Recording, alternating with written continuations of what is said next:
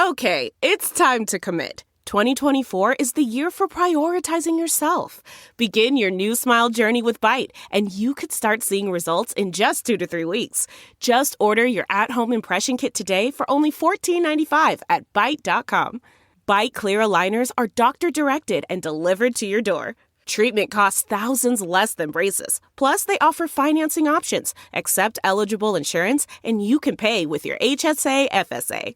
Get 80% off your impression kit when you use code WONDERY at Byte.com. That's BYTE.com. Start your confidence journey today with Byte. Hey, Prime members, have you heard? You can listen to your favorite podcasts ad-free? Good news! With Amazon Music, you have access to the largest catalog of ad-free top podcasts included with your Prime membership. To start listening, download the Amazon Music app for free or go to amazon.com/ad-free podcast. That's amazon.com/ad-free podcast to catch up on the latest episodes without the ads.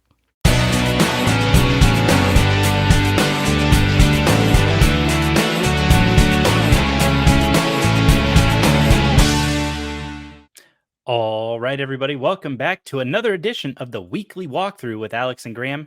I'm your host, Alex the Captain, from the Max Sports Connection podcast, part of the Varsity Podcast Network, presented by Learfield. That's never not going to be a mouthful. But I'm here, as always, with Graham and the voice of our Mac Baseball Rundown. Graham, welcome back to the show. What an exciting week one we had for this segment. Miami-Cincinnati. Not the result I think you hoped for. Definitely not the result I hoped for as a Mac fan, but Cincinnati took that one away, got an 11-point victory at Yager Stadium for what might be the final time in this rivalry. Well, that's right. You got your prediction was correct. Cincinnati walked out with the win there, and they take back home that bell. Yeah, certainly not the result I was hoping for, but it's kind of an historic rivalry between Cincinnati and Miami, and now Cincinnati has the edge there. They're one game up in the overall series, which is wild to me. How long that series has been going on. Cincinnati is one game up. It's pretty incredible, and again, a great rivalry series. This game will have what is its scheduled final game in 2026 down at Paycor Stadium, the old Paul Brown Stadium, where the Bengals play. That game will be the final game that is scheduled in 2026, and Miami's going to obviously do everything they can to bring that bell back home and tie it up, tie the series. Yeah, like it's just wild to think about. But what's up with it? Why no 2025 game? So I'm not entirely sure of all the details, but from what I understand, the athletic department at Miami, when they scheduled this new arrangement, they would play a game at UC, a game at Paycor, a game at Yager, and then a game at Paycor. So it was just basically 3 games in Cincinnati, 1 game in Oxford, but every other game at I believe at Paul Brown was going to be a Miami home game. So Miami got to keep the gate. Miami got to, all that stuff. So I think financially it was a good move, but it's always tough when you're playing. Technically, yes, you're Miami, you're three home games, or you get to be the home team, but you're playing essentially 3 road games for 1 true home game. And again, the money is great. That was a big opportunity for Miami and Cincinnati to play those games at Paul Brown and to have that big NFL stadium. But to me, it feels like you're still spending the money on moving all the equipment down to Cincinnati. You're every single time for 3-1, essentially. I personally wasn't a fan. I know that many fans also weren't the biggest fan. I know Coach Chuck Martin was a big fan. He liked the fact that they got to play at Paycor, but it sounds like there were some issues. Coach Chuck Martin made some comments last year after beating Cincinnati, something about, and I'm paraphrasing his quote, but he said something to the effect of, I was told that if we beat a Big 12 team on the road, we're supposed to get a check for $1 million. So I hope that they have the check on our athletic director's desk by Monday. And that kind of kicked up some bad blood. Miami joining the new conference, or Cincinnati joining the new conference, kind of created a little bit of a schedule shift. They started dropping non-con games, and it started to make less and less sense to continue this rivalry for the almighty dollar. And frankly, I'm not the biggest fan. I'm hoping they can figure out a time to kind of resume this rivalry series, but Cincinnati's trying to move on to bigger and better things, and money speaks in the world of college football now. That was my guess about the cause of the end of the rivalry. I was just curious why we had the game in 2024, the next game scheduled in 2026. Seems like there's no game on the books for 2025 right now. That seems funny to me. That game, I believe, was dropped. Actually, Cincinnati, Miami didn't do this one, but Bowling Green will be traveling to Cincinnati this next year. So it looks like they got slotted out for the Falcons. So they still keep a MAC team on the schedule, but it's going to be a different MAC team and not a rivalry. And Bowling Green is always drawn to Kentucky because, Bowling Green, Kentucky. Speaking of Kentucky. Missed opportunity for a great rivalry, by the way. Speaking of Kentucky, that's our game of the week this week. We've got the Bobcats taking on the Wildcats, the Bobcats of Ohio taking on the Kentucky Wildcats, and very different weeks they both had this last week. Kentucky came up 1 point short of beating the Georgia Bulldogs.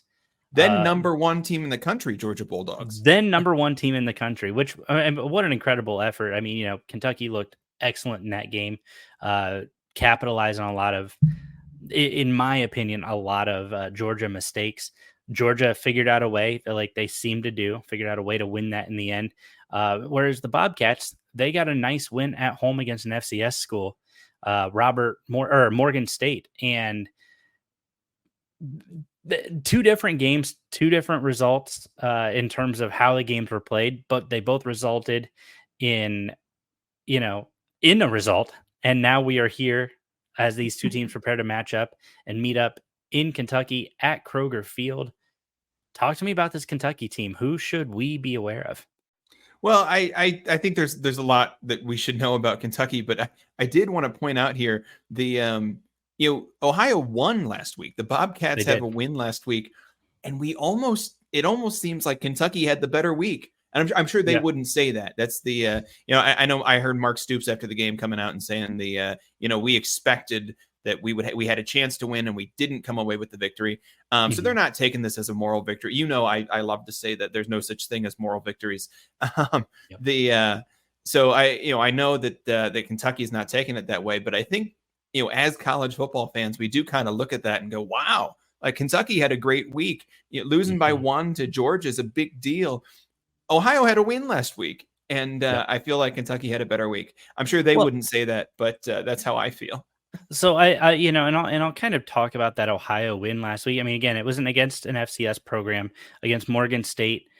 Defense looked great. Came out, held them to 2 field goals on the game. Offense, they played okay. Parker Navarro didn't have his best game.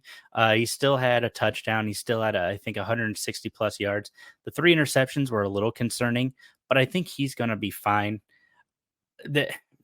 It feels like it's one of those games that just maybe Ohio might have been overlooking them a little bit, knowing who was up next on the schedule. But I don't know. I'm trying not to read too much into these results, only because we saw what Ohio did to South Alabama, got the win at home against a good South Alabama team. And the same South Alabama team, by the way, who dismantled Eastern Michigan in the 68 Ventures Bowl. But then we also saw Ohio go on the road and play really good against what's turning out to be a quality Syracuse team. Yeah, I mean, Syracuse, it seems like they have years where they are just garbage, and this doesn't seem to be one of them. This is one of those years when Syracuse is fielding a good team, and that was a hard-fought battle. Ultimately a loss for the Bobcats, but a battle that I think both teams looked like quality teams, and so that's Ohio's only loss. On the Kentucky side, a couple of losses to we talked about Georgia. But they also lost to South Carolina, a quality South Carolina team. So even sitting at 1-2, I have Kentucky as certainly the stronger team here. And I know that's not surprising anyone. We're talking about a MAC SEC matchup. But as we know from last week, MAC SEC matchups don't always go the SEC's way. Shout out to the Toledo Rockets taking down Mississippi State last week. And not by a close margin. This was not Georgia winning by 1. This was the Rockets really walking away with just a solid beating of Mississippi State. But Yeah, I think this week it's got to be the Wildcats. This line opened at -18 in favor of Kentucky. Now it's up to -20. Clearly, the bettors are on the side of the Wildcats. I love the fact that this is a cat fight. We got Bobcats versus Wildcats. That's I think they need a cat fight trophy. When it comes to baseball, I'm really into fights between the bird teams. I love it when the bird teams match up. But this one, I like to see some cat matchups here. Claws will definitely be out at Kroger Field this week. That's for sure. That's right. Also, another fun thing, we moved from Jaeger to Kroger this week. We just have all fields that end in GER from now on, right? Hey, listen, if that's how we want to predict the rest of the season, I'm good with it. Sorry, that means Akron. We're not covering InfoCision Stadium, Suma Field. Yeah, so can't do Akron, can't do the Glass Bowl. We'll just roll with all the GERs for the rest of the season. We'll dive into that and we'll come back to you guys next week. That's right.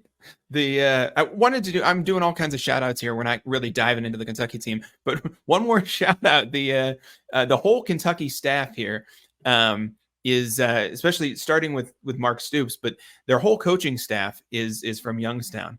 And Mark Stoops representing Youngstown Cardinal Mooney High School, who just would wax us when I was in high school. When we would go and face them, seemed like we always faced them in the first or second round of the playoffs, and they would just destroy us.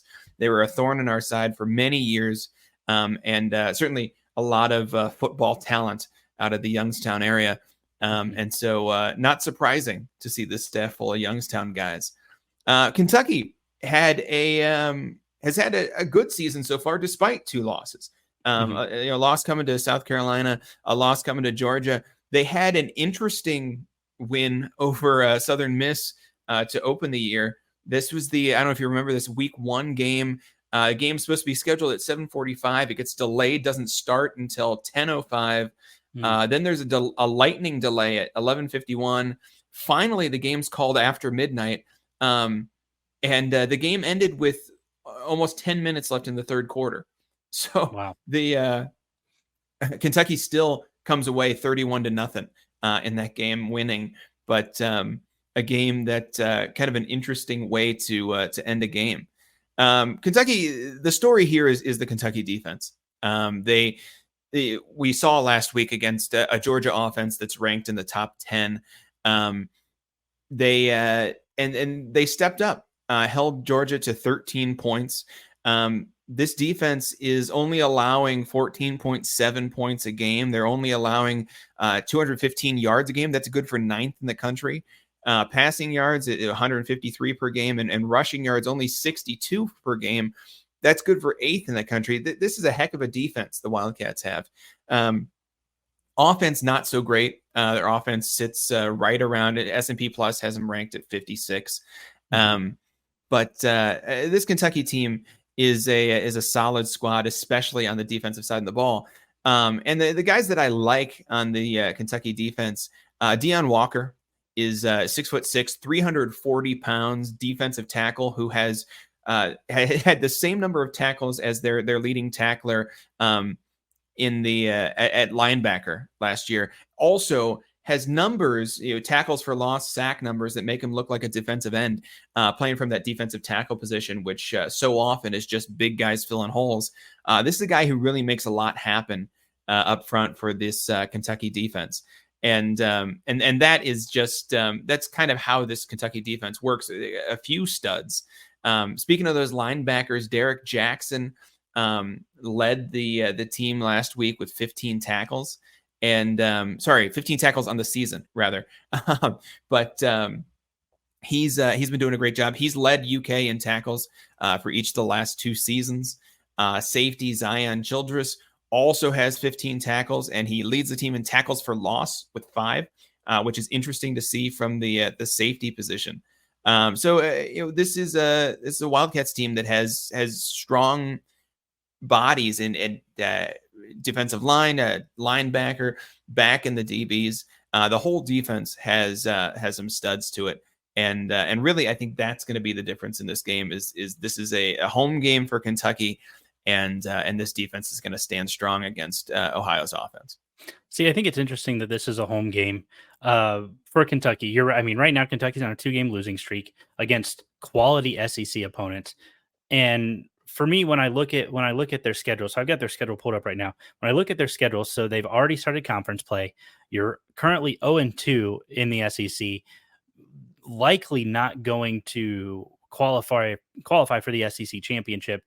Just knowing who else is in this conference, you've got Tennessee, you've got Georgia, you've got Alabama. I mean, the classic names that come up as potential favorites for this conference. But is there a world in which you're overlooking this Ohio team because you now have to travel to Ole Miss the week after? I think there is. And I think that what we're looking at for this game, this to me feels like a recipe for success for Ohio.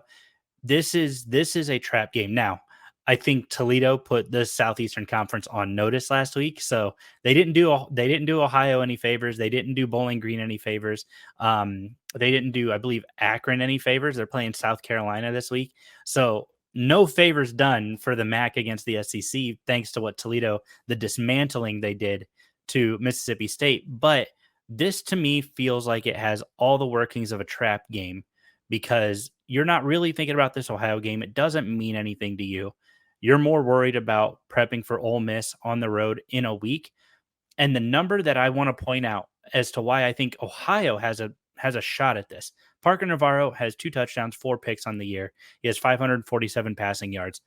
But when it comes to rushing this year, the Bobcats rank 3rd in the Mid-American Conference in rushing yards. They are putting up 200 rushing yards a game on opponents. Now, they put up 200 on Syracuse. So it's not like they were just doing this to FCS or to group of 5 teams. They put up 200 rushing yards on a Syracuse team who, again, currently undefeated and ranked. I think that's something worth considering. Anthony Tyus has anchored that backfield, and he has just looked like an absolute stud. He had 203 yards, 2 touchdowns in that game, and he has continued this, and I'm pulling up his numbers right here. But on the season, he has 50 carries, 367 yards, 4 scores. He is averaging a blistering 7.5 yards a carry. I think he is the difference maker that Kentucky is going to have. Like, if you lose him, I think there's a real shot Kentucky loses the game. Ohio was rated by the transfer portal a year ago, by graduation a year ago. Everybody counted them out. They have already looked far better than people are giving them credit for. And I would not be shocked to see them come into Kroger Field. They've already won at Kentucky, and they've done it this century. They're not all wins that have been tucked away from the 1970s. No, they've done it actually 20 years ago, almost to the day. This is a team who I think Ohio is hungry. They're eager to prove that they're still a good team despite all of those losses. And I think you catch a Southeastern school at the right time as they're starting to get into conference play, fighting for a spot in the championship, fighting for a playoff spot. You catch this team at the right time that you could trip up Kentucky at home. I think you're coming at this from, we were talking about a 2004 victory. Let's not forget the MAC in the early 2000s was the class of the group of 5. This was a conference with multiple strong football programs, especially, and it's just not that conference anymore. Now, as much as we love the MAC, we have to admit that the conference is not as strong as it was in the early 2000s.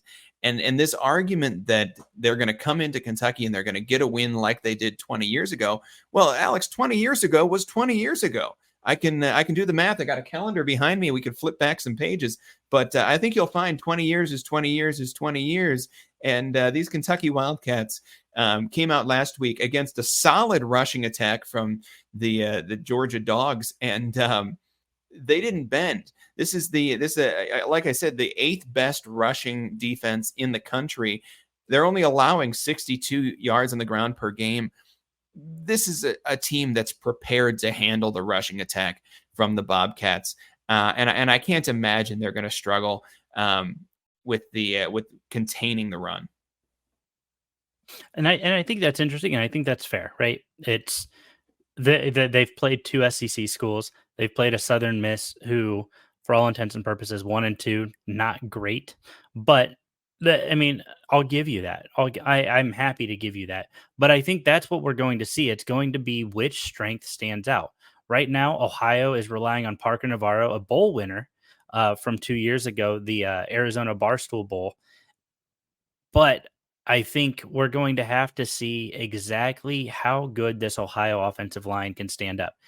I'm concerned about Parker Navarro's ability to throw, and they're going to have to throw. Let's call it what it is. But if they can mix it up, Tim Albin has posted multiple 10-win seasons since taking over. I would not be surprised to see him game plan and scheme against this. He's done and gone and gotten wins over Power 5 opponents. This isn't something new for him. He's done it. We've seen him do it since taking over for Frank Solich. I don't like that it's on the road, but that's another story for another time. I like Ohio in this one because this defense, they've played some solid football. I mean, last week I think for me was a tune-up, right? This is a chance to, hey, now we can work on fundamentals. Now we can tweak a few things here. We can change a few things here. And they got to run essentially a glorified practice. You give up a field goal in each half, you're doing your job. Yes, it's an FCS opponent. I get that. No disrespect to Morgan State, but you're holding them to nothing. You're holding them to less than 200 total yards over the course of an entire game. This is a team who's going to be well rested. I think that's another critical component. This Ohio team comparatively is going to be well rested versus this Kentucky team who was just in a defensive bloodbath. They are exhausted. They are whipped. And I think and they are hungry. A team who missed out on a victory by 1 point is hungry, Alex. And it's thank goodness they play at Kroger Field because there's plenty of groceries that they can walk home with, including the lunches that were packed by the Ohio Bobcats. That's the Bobcats are going to walk in there. They're going to leave without their lunches because Kentucky's getting ready to eat them. Let's not forget this Kentucky team also has an offense. They don't just have a defense. They actually play both sides of the ball here in Kentucky. Are you sure about that? Because they didn't put up too many points last week. They didn't put up too many points, but remember, Kentucky has one of the top return men in the country on special teams with Berrien Brown. They're currently there are 7 for 7 on field goals. Alex Rayner has gone 17 for 18 of field goals and 52 of 53 in extra points in his career at Kentucky. So far this season, he is a perfect 7 for 7 on field goals. The special teams unit is great.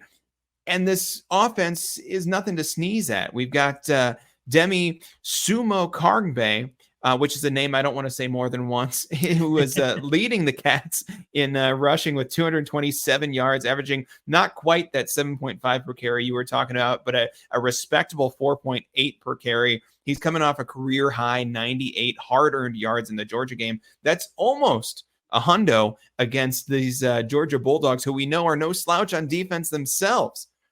Of course, freshman Jason Patterson is averaging 5.2 yards per attempt. He's got 73 yards on the year. And the Wildcats, that's not all. They're waiting on Chip Trainum, who's a Ohio State transfer, who right now is out indefinitely with an injury. But this is a rushing attack from Kentucky that is not only strong, but has plenty of guys ready to step up if this Ohio defense does wear out the rushing attack.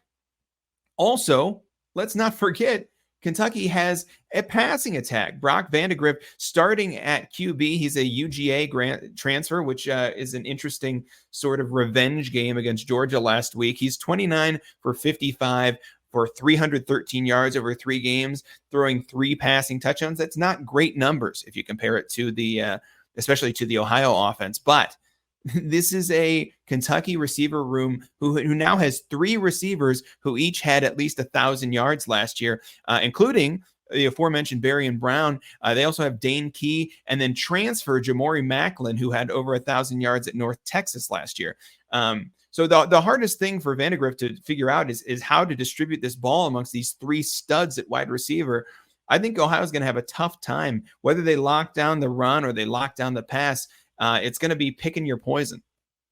Well, I think you talk about locking down the run, locking down the pass. You're right. Ohio is going to have to do everything they can to show, disguised blitzes, whatever they're going to have to do. They're going to have to do it. But I don't think, you talk about the Kentucky offense and the Kentucky defense. I think that Coleman Owen, the wide receiver for Ohio, he is leading this team. He's averaging 100 yards a game. This is the guy that they're going to have to lock down for Kentucky. Parker Navarro has done just an incredible job trying to re-earn this starting job. He lost it again last year after the bowl game, and to Curtis Rourke, who we all know the legend of Curtis Rourke. We all know the legend of his brother. These Canadian Rourkes have been excellent for the Bobcats, but we're in a new regime. Parker Navarro, I think he's starting to figure it out. Last week was not great. Last week, I don't put a lot of weight into that because that was an opportunity for him to kind of really, we're experimenting, we're learning different things. But I think if you got guys like Coleman Owen, who is the third best receiver in the Mid-American Conference this year, behind guys like not Jawan Newton, not Junior Vandeross out of Toledo, who both had excellent games a week ago. No, behind Cade McDonald, the Miami superstar, and Harold Fana Jr., the tight end out of Bowling Green, the Bowling Green superstar. This is a guy that if they lose him, that's fine, because then that gives Ohio every opportunity to go down and try to win this thing. But if they can contain him, they now also have to worry about containing the ground game. And I think when you combine these two, as well as Chase Hendricks, the sophomore wide receiver, who's done an excellent job, he's one of the top 20 receivers in the Mid-American Conference.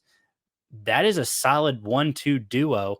Chase Hendricks, of course, being the younger, the underclassman in this situation, but he's had a great year as well. I've got his numbers right here. He's averaging 35 yards a game. He's already got a touchdown. He's playing the part of big time wide receiver after a year of not getting to do so. This is a whole new offense. Yes, you've got a little bit of film on this Ohio team, but I don't think that the experience that Kentucky is going to see, I think that Ohio has an advantage just purely off of scouting because there's far more film on a lot of this team.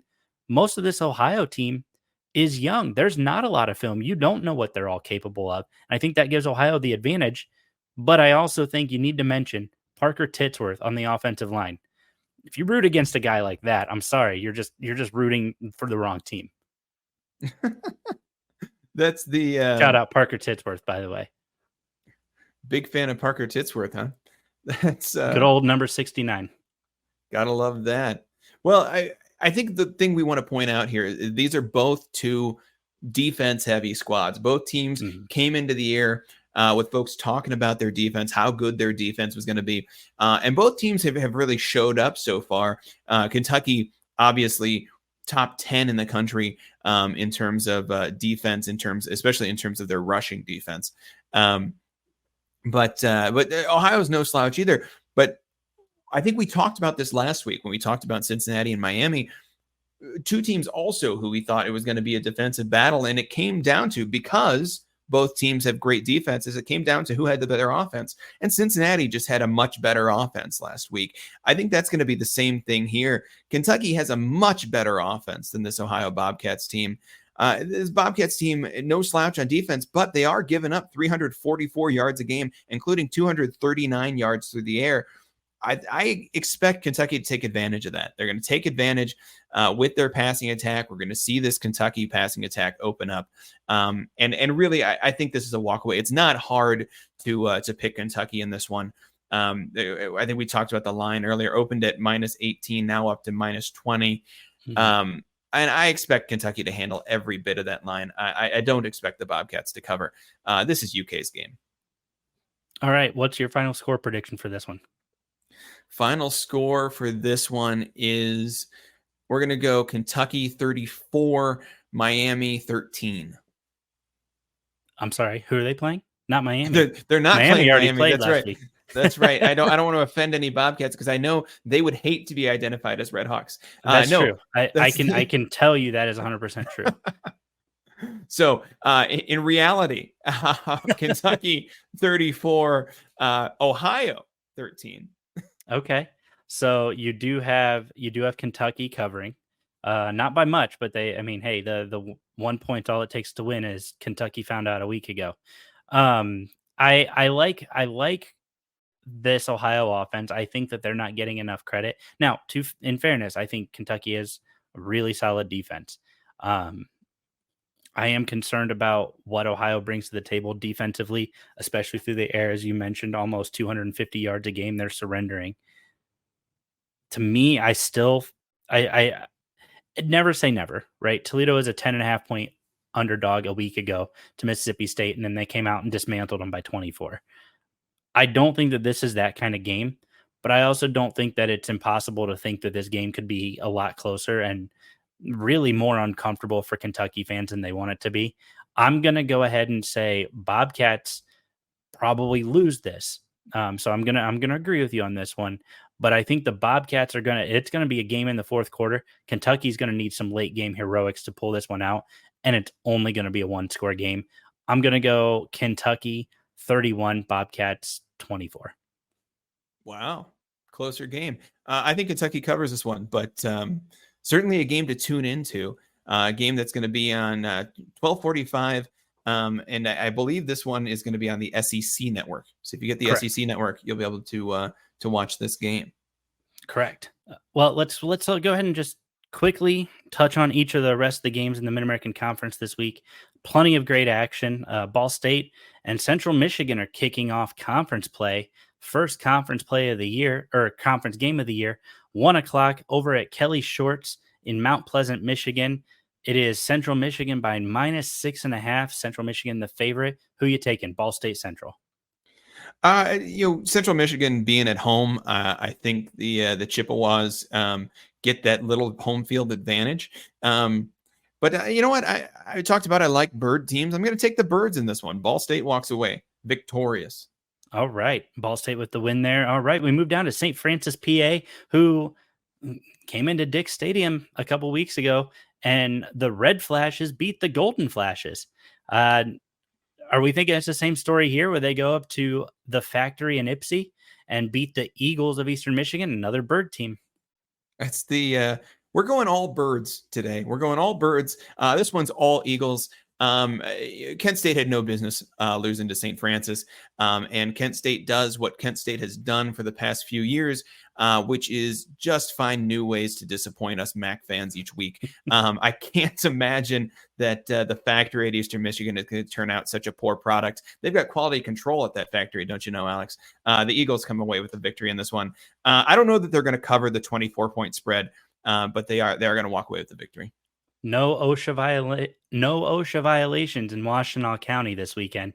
Before we get into the rest of the schedule, I do want to talk to you about the violations you're committing by not downloading the Varsity Network app, where you can listen to podcasts like mine and hundreds of live sports broadcasts from all across the country. You want to listen to the Bobcats go bring home a victory? They're going to stand up and cheer on the road in Kentucky. You can download the Varsity Network app and listen to that game live. You want to listen to the Ball State Cardinals fly up and clip the wings of the Chippewas? That doesn't sound right because Chippewas don't have wings. You can do that on the Varsity Network app. You want to listen to this show? Listen to my ramblings. You want to listen to Graham's great words of wisdom and advice? You can do that all on the Varsity Network app for free in the Apple Play Store, Apple Store, and the Google Play Store. We're not combining Apple and Android here, folks. But again, that is a free app. You can download it. It is the Varsity Network app, available for free in the Apple Store, the Google Play Store, presented by Lairfield. Download it today, where you can listen to a bunch of great content, lots of great content creators, lots of sports. Download it today. You will not regret it. You can mark your favorites. An incredible app. I love listening to it. Not even just for my show. There's some other great podcasters out there, Group of Five guys being one of them, that are on this. It is a big, big effort.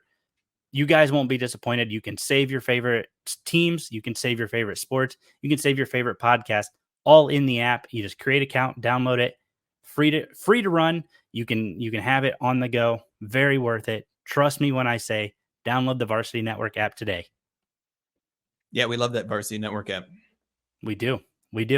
And like I said, you get to hear my voice. Maybe you don't want to. Maybe that actually is a reason for you to not download the app. But listen to other people's voices. Well, yeah, the good news is that me. Varsity Network app has plenty of other voices if you don't like listening to ours. So let's move on here. Another bird team. I mean, you're going all birds, so I don't think I should ask you, but Kent State at number 10, Penn State. This game at 3:30 on the Big Ten Network in Happy Valley, Penn State by -49. Oof. Well, see, that's what we learned about this Kent State squad is that their weakness is every other football team on the planet, but maybe especially football teams from Pennsylvania. Penn State, they're a solid squad this year. They're no slouch. There's a reason they're ranked number 10 in the country. This is an easy win for Penn State. And normally a 49-point spread, I would say the MAC team covers, but absolutely not. Penn State wins by 49 at least. Kent State gave up almost 49 in the first quarter last week in their dismantling at the hands of Tennessee, losing that one 71-0. Yeah, I'm with you on this one. Unfortunately, Penn State gets it done at home after their scare against Bowling Green a couple weeks ago. They take care of business at home. Miami, Ohio at number 17 Notre Dame. It's on the road. NBC 3:30 kickoff at Notre Dame Stadium. Notre Dame by 28. I mean, This gosh, one's interesting. These MAC Notre Dame matchups have become must-see TV after the Huskies took care of Notre Dame earlier this year. And I think MAC teams are recognizing that taking down Notre Dame might be your shot at getting ranked in the top 25.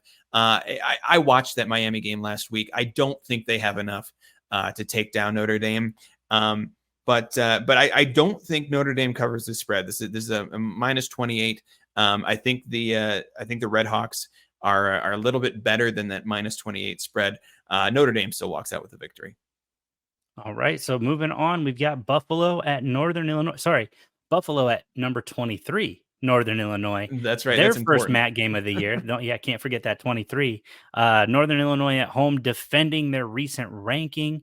They had a bye last week, which probably boded well for them, but the line is Northern Illinois at home by 13.5.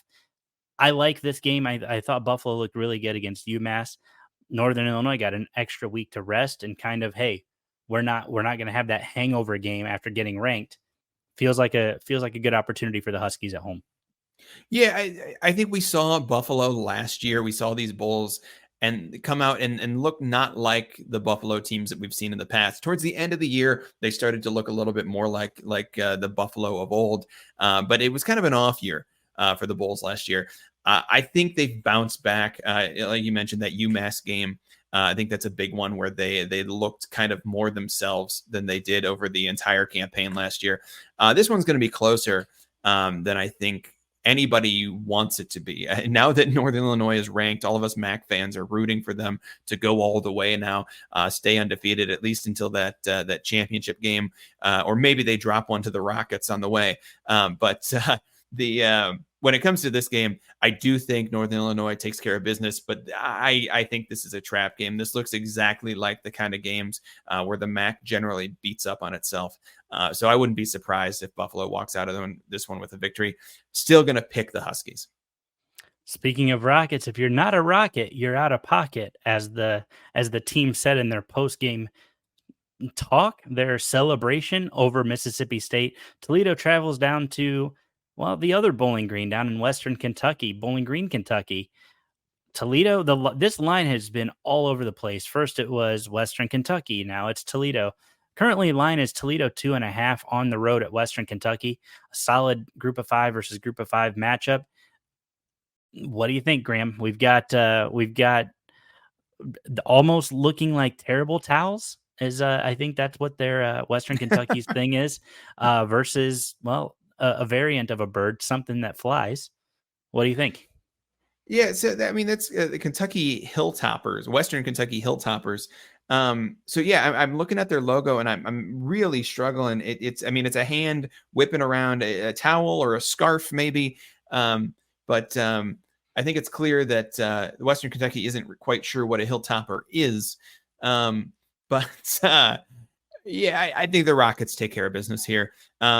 It's hard to go into an opposing stadium and come out victorious. But Toledo did it last week. Now we're looking, maybe there's a hangover here. You come out and you beat up on an SEC opponent in Mississippi State. There's a chance that there's a hangover next week. And Western Kentucky is no slouch. But the Rockets are going to take care of business. I really do expect that that Northern Illinois Toledo matchup later this year to be the one that kind of defines who the powerhouse in the MAC is, and neither team's going to lose until it comes to that. That's going to be an interesting game here in a couple weeks. Potentially top 25 matchup in mid-October, something we haven't seen out of the Mid-American Conference since 2003. Something Again, to that keep your eye on. those early 2000 MAC teams were something else, man. The moving on, we've got the Falcons, the other Bowling Green, the MAC Bowling Green, the Falcons out of Bowling Green, heading down to Texas A&M. It's a 7:30 kickoff on ESPN Plus down at Kyle Field. Texas Tech or Texas A&M, 22.5-point favorites. I've got to say, I'm a little bit impressed with these Falcons this year. They've come out and they've come close. I mean, they really almost knocked off Penn State a week ago or 2 weeks ago. I think Bowling Green's going to cover the spread and probably cover it pretty easily. This is going to be a close matchup. I'm tempted to go ahead and just pick A&M here because they are a strong team, and these Aggies have had a tough year so far, but they have looked strong. And I do think they deserve that top 25 ranking. That being said, like you said, the Bowling Green team who came into Penn State a couple of weeks ago and almost knocked off the Nittany Lions. I'm going birds, all birds this week. The Bowling Green Falcons are going to walk away with an upset victory here. You heard it here first. Well, and then our last game of the week, Akron at South Carolina, the Zips versus the Gamecocks. You said all birds, so I know who you're picking in this one, but the line is South Carolina 27.5, 7:30 over on the U. I think South Carolina wins this one, and honestly, I think they cover it. Yeah, as an Akron boy, I want to see the Zips, bounce back like the Kangaroos that they are. But they just haven't had it. I can't imagine they have looked tough this year. They've had some tough opponents, but I can't imagine them doing anything against this South Carolina team. Again, a team we talked about who took down Kentucky. This is South Carolina walks away with the victory, and they cover every bit of that 27.5. No Rubber City rebound in football this year. They're going to keep that on the basketball court. And that's going to do it for this week's Max Slate. Graham, any other words before we wrap this up? No words. Excited to see the results of this Kentucky-Ohio game. I do think the Wildcats are going to come out victorious. But anything could happen in the MAC, and outside of the MAC in these non-conference matchups.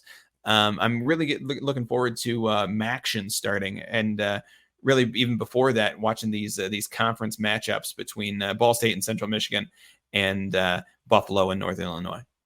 Those should be some great matchups. Well, guys, that's going to do it for us this week. Thank you so much for tuning in. Please make sure that you guys are checking out content on Twitter X at the MSC Podcast, over on Instagram at the MSC Podcast, on TikTok, trying to be some version of Martin Scorsese at the MSC Podcast. You can also find this episode and all of my other episodes wherever podcasts are available, including Spotify, Apple, Google, the Varsity Network app, and of course, YouTube at MSC Podcast. Thank you guys so much for tuning in, and we'll see you next week.